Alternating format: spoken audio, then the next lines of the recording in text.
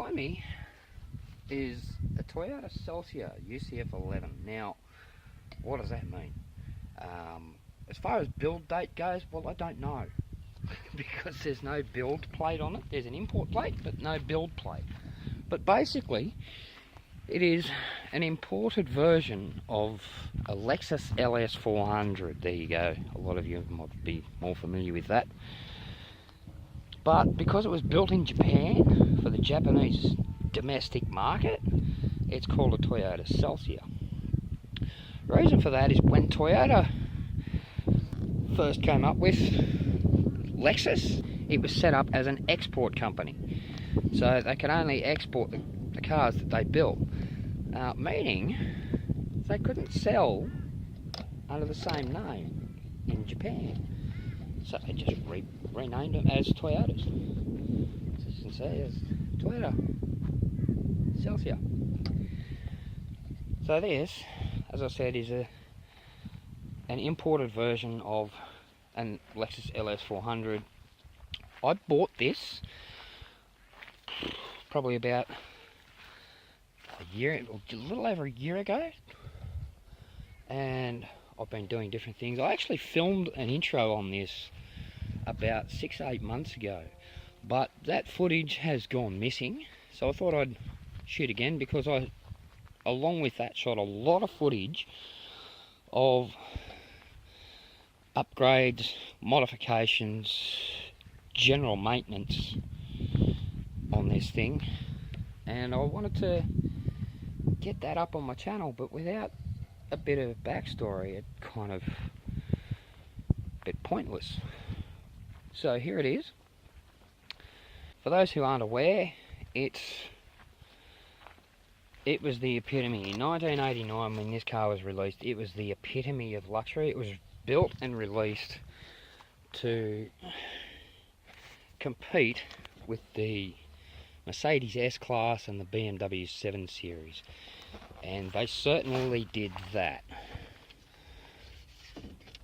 They come standard with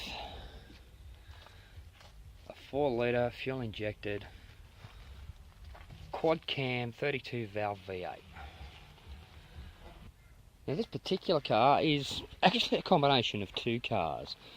I bought one car with very low mileage, but the body was, yeah, it had seen a lot better days. It, coin an old phrase, it had more hits than Elvis. But it had, as I said, a half decent engine with low Ks, and it had a cloth interior. I'm not a fan of leather. It's hot and sticky in the summer, and it's cold in the winter. So I thought I'd get rid of the leather interior, and the actual interior from this car anyway was already sold when I bought this shell. So I put my interior and my engine and gearbox in it, and that's what you see here right now. It's rather complete, although at the moment it does have a few things missing, because I'm in the process of, like I said, modifying, repairing, upgrading, that sort of thing. It does have an aftermarket head unit in it. I haven't come up with a shroud yet. That'll come up in a future video. But I have like little things to do, like the front door card is kind of, it's seen better days. And as you can see, all that's come loose. All these little posts are broken off the base plastic of the handle, so I have to put that back in. The original speaker covers were gone because some idiot had put 6-inch speakers over the top of them, and the carpet's coming off the bottom, so I'll have to re-glue that. But the big story on this one is in the boot.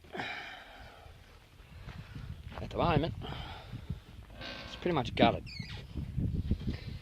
because big plans for this. I've already started. Again, you'll see that in future videos. to get a general idea of what I'm doing back here.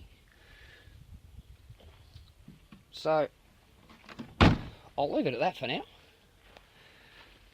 Paint's looking a bit sad. The clear's starting to peel all over the damn thing.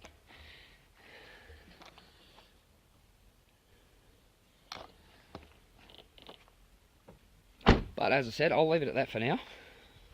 You'll see what's coming up in future videos, which were actually shot about 6 months ago.